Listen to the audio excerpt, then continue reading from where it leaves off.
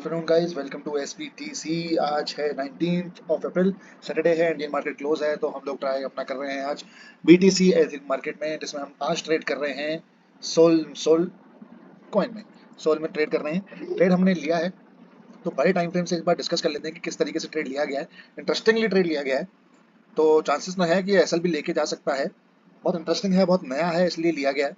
So let's see, पता लगेगा कि हम 15 मिनट के टाइम फ्रेम पे हमें दिखता है ये ब्रेकआउट, और ब्रेकआउट दिखता है वॉल्यूम वाला इस अप ट्रेंड में आके।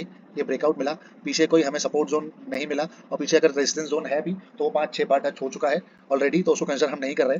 हम यहाँ पे कंसिडर कर रहे हैं ये ब्रेकआउट, और इस ब्रेकआउट के रिट्रेसमेंट पे हम लोगों ने एंट्री बनानी थी, जिसका टारगेट हमें ऊपर वाले अचीवेबल रखने थे छोटे टाइम फ्रेम पे।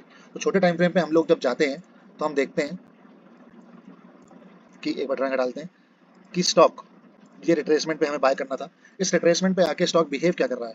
स्टॉक बिहेव ये कर रहा है कि प्राइस जब नीचे आया और फिर रिट्रेसमेंट के लिए ऊपर गया, तो अगर ये रिट्रेसमेंट जोन है, रिट्रेसमेंट डीपली होना है और डीपली, तो वो प्राइस रिट्रेसमेंट के तौर पे ऊपर जाके नीचे आना था, और वो आया भी। प्राइस जब नीचे आया, रिट्रेसमेंट लिया और नीचे आया, तो नया लो बनाते ही उसने ग्रीन कैंडल बनाना चालू कर दी। मतलब कि बायर्स जो है इस एरिया के पास इंटरेस्टेड है, नया लो बनाने नहीं दे रहे। ये बना इंटरेस्टिंग पॉइंट यहाँ पे।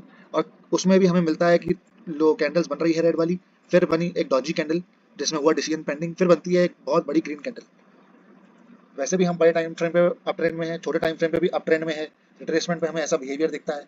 अब ये बिहेवियर के साथ साथ हमें दिखती है और चीजें, क्योंकि इसी कंफर्मेशन पे हम ट्रेड नहीं ले सकते, क्योंकि कैंडल्स कहीं भी कुछ भी कैसे ही बन सकती है इतने छोटे टाइम फ्रेम पे 1 मिनट पे। तो सिर्फ इसके अकॉर्डिंग नहीं, हम देखते हैं कि ये रिएक्शन जो प्राइस का आया है कि इस लेवल के नीचे नहीं जा पाया, कैंडल बन गई, वो आया है इस ट्रेंड लाइन के सपोर्ट पे, जिस ट्रेंड लाइन के भरोसे वो ऊपर जा रहा है। प्लस तीसरा रीजन हमें मिलता है कि ये सब हो कहाँ रहा है, कि जब प्राइस ऊपर जा रहा है, जब रिट्रेसमेंट पे आया, तो 0.3 लेवल ऑफ फीबो सपोर्ट। मतलब कि पहला रीजन हमें मिला कि सेलर्स नीचे लेके आए, रिट्रेसमेंट दिया, और नीचे लेके आने वाले थे, नीचे लेके नहीं जा पाए, सपोर्ट से ही, सपोर्ट को जस्ट ब्रेक करते ही, कुछ सेलर्स को फंसाते ही वो ऊपर की तरफ निकल गया। और ये कैंडल्स, ये चीजें बनी भी यहाँ पे कहाँ, जहाँ पे ट्रेंड लाइन है। दूसरा रीजन। तीसरा रीजन कि ये सारा पैटर्न किस तरीके से कहाँ फॉलो हो रहा है, वो हो रहा है फीबो लेवल ऑफ 0.3 के सपोर्ट पे यहाँ। तो ये कुछ पॉइंट्स मिला के हम लोग एक्टिव हुए, इस ट्रेड को लेने के लिए कॉन्फिडेंट हुए। अब हमें पता था कि यहाँ पे हम एंट्री पंच करते हैं, और हम देख रहे हैं कि इस ट्रेंड लाइन के सपोर्ट पे प्राइस ऊपर जा रहा है और यहाँ से नया लो नहीं बना पा रहा है। तो इसके जस्ट नीचे वाले सपोर्ट पे, यानी कि इस सपोर्ट के थोड़े से बफर पे, हम लोगों ने अपना एसएल लगाना था और टारगेट रखना था अकॉर्डिंगली, क्योंकि अगर प्राइस इस तरीके से यहाँ से उठता है तो ये वाला टारगेट फर्स्ट अचीवेबल होगा, और सेकंड टारगेट अचीवेबल होगा इसके ऊपर वाला रेजिस्टेंस जो कि रहा ये। तो इसी को ध्यान में रखते हुए हम लोग वेट करते हैं, और फॉर्चुनेटली हमें अच्छे प्राइस पे, जहाँ पे हमारा आरआर रेशियो भी अच्छा बैठे। वैसे तो हमारा एंट्री प्राइस यहीं बनता है, बट इंस्टेड हमें लकीली मिलता है प्राइस यहाँ पे एंटर करने के लिए। एसएल रहता है हमारा पिछले सपोर्ट के जस्ट नीचे, क्योंकि अगर उसको भी तोड़ जाता है तो फिर कोई पॉइंट नहीं है स्ट्रेट में रुकने का, और कितना भी डीप नीचे की तरफ जा सकता है। और एसएल रहेगा, और टारगेट रहेगा हमारा सेकंड रेजिस्टेंस, जो कि है यहाँ। उससे पहले पहले ही, मतलब ऑलमोस्ट उसी पे हम लोग निकल जाएंगे।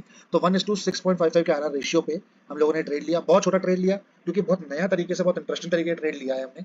कि वैसे तो हम लोग वेट करते हैं कि यहाँ पे कोई ब्रेकआउट बनता, कोई पैटर्न बनता, जो हम कर भी रहे हैं, और सिचुएशन के अकॉर्डिंग मॉडिफाई भी कर रहे हैं। तो यहाँ पे जो पैटर्न दिखा हमें, कैंडल्स दिखी, उसके अकॉर्डिंग सिर्फ कैंडल्स के बेसिस पे हमने यहाँ पे काम किया है।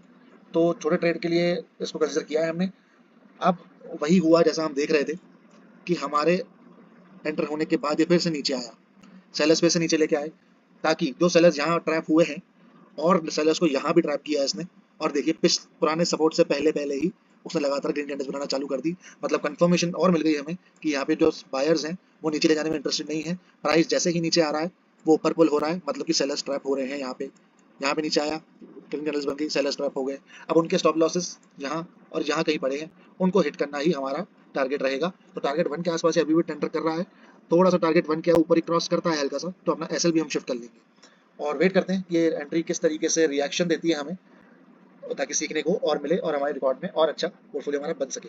सो लेट्स वेट, मैं अपडेट करता हूँ आपको। Welcome back guys, here is an update. जो ट्रेड हमने लिया था अभी ट्रेंड लाइन के बेसिस पे, कैंडल्स के बेसिस पे, वो हमारे अकॉर्डिंग यहाँ से एक बार ऊपर उठ चुका था, फिर से हमारे एसएल की तरफ आया, यानी कि और सेलर्स को ट्रैप करने के लिए नीचे किया। ये जो रेजिस्टेंस यहाँ पे फेस कर रहा था, ये रेजिस्टेंस, इनको फेस करने के फेस इसने यहाँ पे भी किया, नीचे आया, और उसके बाद पेंसिल टाइप शार्प मूव, और ये हमारा मौका बनता है एसएल मॉडिफाई करने का।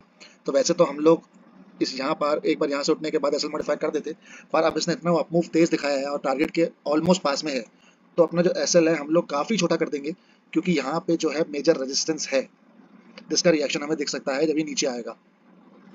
नेटवर्क प्रॉब्लम आ रही है। हाँ, कहने का मतलब ये है कि यहाँ पे एक मोटा रेजिस्टेंस है जिसका रिएक्शन यहाँ पे देखने को मिल सकता है। तो अपना एसएल जो है हम लोग काफ़ी छोटा कर देंगे, ऑलमोस्ट यहाँ पे कहीं,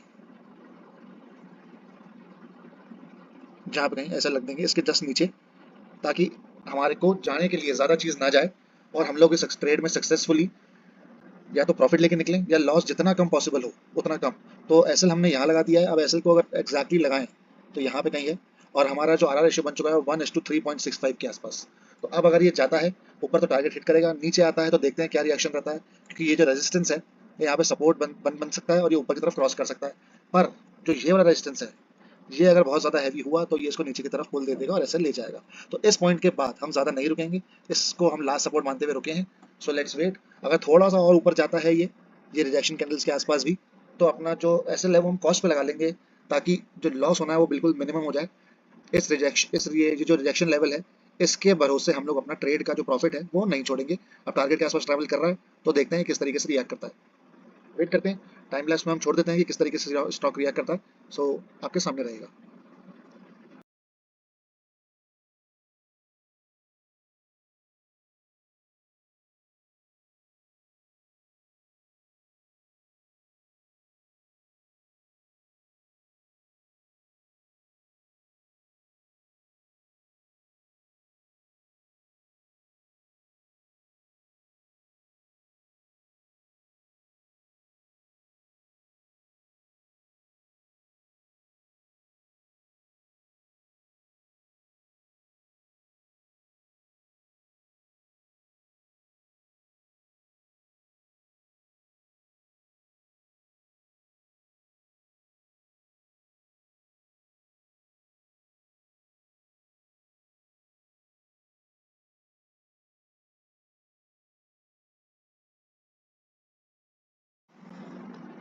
तो फाइनली गाइस थोड़ी देर में ट्रेड ओवर हो गया है, टाइम लैप्स टेस्ट है, और चीज़ें आपने देखी कि किस तरीके से इसने यहाँ पर रिजेक्शन के पास आके प्राइस लो नीचे आया, फिर से ऊपर गया, फिर नीचे आया, फिर ऊपर गया, और इस चीज़ में हम बैठे रहे। कैसे हमने अपना एसएल कॉस्ट पे लगाया, किन पॉइंट्स पे हमने अपना एसएल और ऊपर की तरफ पुश किया, ताकि हम अपना जो कॉस्ट है वो एटलीस्ट लेके निकले, लॉस में ना निकले हमारा, क्योंकि हमारी फीस भी लगती है ट्रेड करने में।